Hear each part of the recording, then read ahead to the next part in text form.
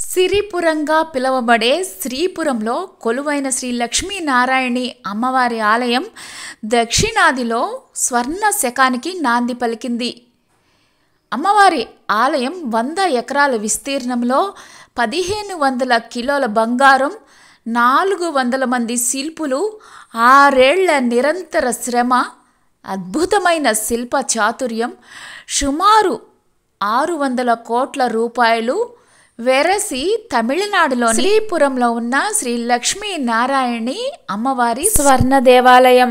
ఆలయ నిర్మాణంలో స్తంభాలు, శిల్పాలను మొదట రాగి తాపడం చేశారు. ఆ తర్వాత దానిపై బంగారు రేకుల్ని 9 పొరల్లో వేసి శిల్పాలను తీర్చిదిద్దారు. అమ్మవారి విగ్రహాన్ని మాత్రం గ్రానైట్ తోనే రూపొందించి బంగారు తొడుగుతోటి అలంకరించారు.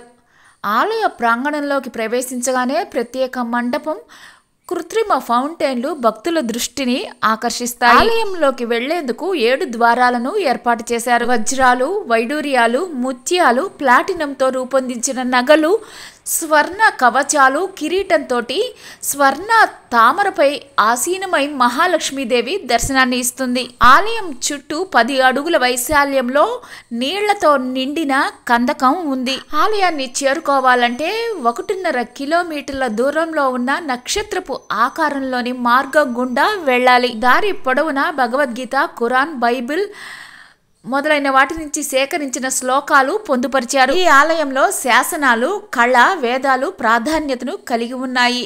ప్రతి శుక్రవారం గుడిని అందంగా అలంకరిస్తారు. భక్తుల దర్శనాన్ని పర్యవేక్షించడానికి 700 మంది పోలీసులను అక్కడి రాష్ట్ర ప్రభుత్వం నియమించింది. ఈ గుడి నిర్మించిన నారాయణి అమ్మ అనే అతను 3 కోట్ల ధనంతో చుట్టుపక్కల ఉన్న 600 దేవాలయాలను పునరుద్ధరించాడు. గోల్డెన్ టెంపుల్ని సాయంత్రం 6 దాటిన తర్వాత చూస్తే బంగారంతో, విద్యుత్ కాంతులతోటి అద్భుతంగా ఉంటుంది. అమ్మవారి దర్శనానికి వచ్చేవారు తప్పనిసరిగా సాంప్రదాయ దుస్తులనే ధరించాలి. సంవత్సరంలో 365 రోజులు ఉదయం 8 నుంచి సాయంత్రం 8 వరకు అమ్మవారి దర్శనాన్ని చేసుకోవచ్చు. ఈ ఆలయాన్ని నిర్మించిన అతని అసలు పేరు సతీష్ కుమార్.